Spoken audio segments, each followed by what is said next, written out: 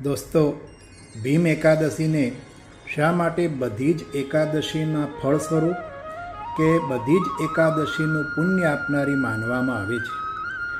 એવું તો શું છે આ ભીમ એકાદશીમાં કે તે કરવાથી બધા જ પાપો બળીને ભસ્મ થઈ જાય છે અને અઢળક ધન પ્રાપ્ત થાય છે?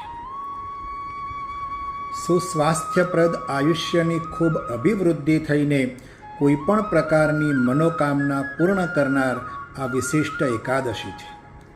તો આ ભીમ એકાદશીનું શા માટે આટલું મહત્ત્વ છે તે જાણવા માટે આ વિડીયોને અંત સુધી જોઈ વિશેષ પુણ્ય પ્રાપ્તિ માટે અન્યને શેર કરી, લાઈક અને સબસ્ક્રાઈબ કરી કોમેન્ટમાં વિષ્ણવે નમઃ એવું અવશ્ય લખો. બ્રહ્મવૈવર્ત પુરાણમાં કહ્યું છે કે 12 માસમાં કોઈ પણ એકાદશી ન કરવામાં આવી હોય અને 12 માસની 24 એકાદશી અને ક્યારેક અધિક માસ આવતો હોય તો 12 મહિનાની 26 એકાદશીનું ફળ વિશિષ્ટ રીતે આ એક જ એકાદશીનું વ્રત કરવાથી પ્રાપ્ત થાય છે. આ એકાદશીને ભીમ એકાદશી, પાંડવ એકાદશી, નિર્જળા એકાદશી એમ વિવિધ પ્રકારના નામથી ઓળખવામાં આવે છે. જે જ્યેષ્ઠ મહિનાના શુક્લ પક્ષની એકાદશીએ આ વ્રત કરવાનું વિશેષ મહત્ત્વ શાસ્ત્રોમાં કહ્યું છે. તેમાં સૂર્યોદયથી સૂર્યાસ્ત સુધી જળનો ત્યાગ કરવાનું વિધાન છે. આ વર્ષે આ જ્યેષ્ઠ માસમાં 2 એકાદશી છે. કેટલાક પૂછે છે કે આ બંને એકાદશીમાં 17 તારીખની એકાદશી કરવી કે 18 તારીખની એકાદશી કરવી, બંનેમાંથી કઈ એકાદશીને પાંડવ એકાદશી કે નિર્જળા એકાદશી કહેવાય છે? ત્યારે અનેક પંચાંગોના અભ્યાસ કર્યા બાદ આજે તારણ ઉપર એવું આવ્યું છે કે જૂન મહિનાની 17 તારીખે એકાદશી જે છે તે સવારે 4 કલાક અને 42 મિનિટે શરૂ થનાર છે, જે 18મી જૂન 2024ના રોજ સવારે 6 અને 23 કલાકે પૂર્ણ થાય છે. આથી તિથિ ઉદયના આધારે 18 જૂન અને મંગળવારે જ નિર્જળા એકાદશીનું વ્રત રાખવું જોઈએ. જ્યેષ્ઠ માસમાં ભગવાન સૂર્યનારાયણનું રુદ્ર સ્વરૂપ હોય છે, જેથી પૃથ્વી પર જળસ્ત્રોત સુકાઈ જાય છે. આ દિવસોમાં જળ એ જ જીવનનો અહેસાસ અને અનુભવ થાય તે માટે પાણી વિનાનો નકોરડો ઉપવાસ કરવાનું વિવિધ પુરાણોમાં મહત્ત્વ દર્શાવ્યું છે. સ્કંદ પુરાણના એકાદશી મહાત્મ્ય નામના અધ્યાયમાં ભગવાન શ્રી કૃષ્ણ યુધિષ્ઠિરને એકાદશી વ્રતનું મહત્ત્વ વિશિષ્ટ રીતે સમજાવે છે અને પાંડવ પુત્ર ભીમ સાથે જોડાયેલ આ વ્રત છે.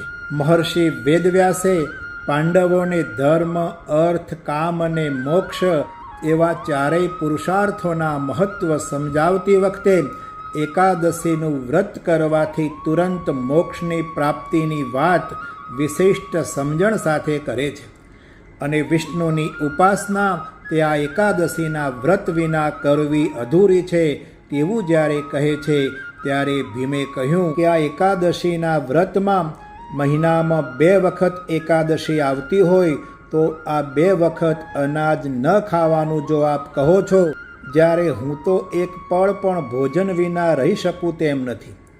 મને તો વૃકોદર કહેવામાં આવે છે. મારું પેટ વરુ જેવું છે. પળે પળ મને ભોજન કરવાની જ ઈચ્છા થાય છે. માટે આ વ્રતનો ઉપવાસ મહિનામાં 2 વખત મારાથી થઈ શકે તેમ જ નથી. માટે મારે આ વ્રત કરવું શક્ય નથી અને મારે તો ભગવાન વિષ્ણુ ઉપર ખૂબ શ્રદ્ધા છે, ખૂબ પ્રીતિ છે. ભગવાન વિષ્ણુનો હું ભક્ત છું. તો હે પ્રભુ, આપ મને એવો કંઈક ઉપાય કરો કે આ વર્ષમાં આવતી 24 કે 26 એકાદશી ન કરી શકું, પરંતુ એક દિવસ હું પ્રયત્ન કરીને આ વ્રત કરવા માટે હું મારી જાતને કંટ્રોલ કરી શકું. ત્યારે મહર્ષિ વ્યાસે કહ્યું કે જ્યેષ્ઠ માસના શુક્લ પક્ષની એકાદશી જે વૃષભ સંક્રાંતિ અને મિથુન સંક્રાંતિ વચ્ચે આવે છે, તે દિવસે કોઈ વ્યક્તિ નિર્જળા અર્થાત સૂર્યોદયથી સૂર્યાસ્ત સુધી પાણી પણ ન પીવે અને વ્રત કરે તો તેને 12 મહિનાની 24 અને જો ક્યારેક અધિક માસ આવતો હોય તો તે માસની 2 એમ 26 એકાદશીનું વ્રત, તેને એક જ આ નિર્જળા એકાદશીનું વ્રત કરવાથી વિશિષ્ટ રીતે એનું ફળ પ્રાપ્ત થાય છે.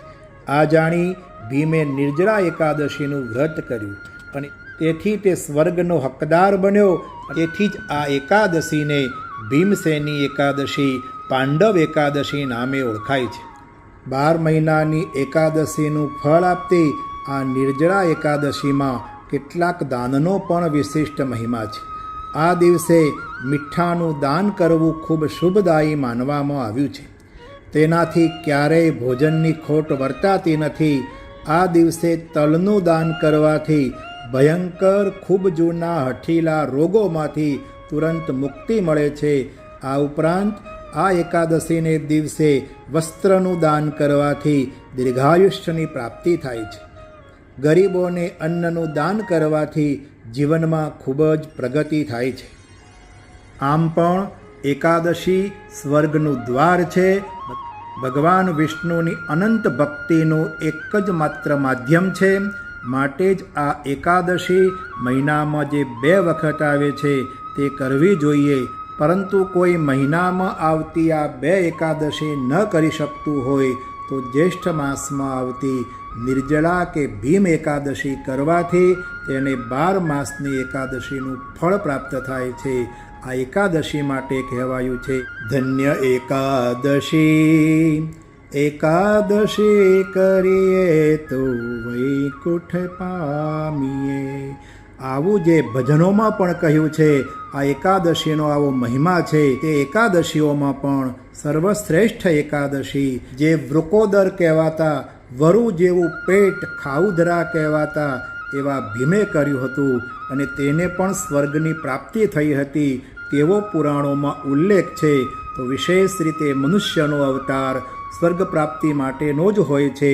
પોતાના અઢળક કર્તવ્ય કર્મમાં ક્યારેક કંઈક ક્ષતિ રહી ગઈ હોય, એકાદશીનું વ્રત કરવામાં કંઈક ઉણપ રહી ગઈ હોય, પરંતુ જો આ જ્યેષ્ઠ મહિનાની શુક્લ પક્ષની આ એકાદશી ભીમ એકાદશી કરવાથી મનુષ્યનો આ ભવ સુધરી જાય છે અને મૃત્યુ બાદ તેને તુરંત સ્વર્ગ પ્રાપ્તિ થાય છે. એવું બ્રહ્મવૈવર્ત પુરાણ, સ્કંદ પુરાણ, પદ્મ પુરાણ જેવા અનેક પુરાણોમાં, આપણા ધર્મ ગ્રંથોમાં વિશેષ રીતે મહિમા આપવામાં આવ્યો છે. ઓમ વિષ્ણવે નમઃ.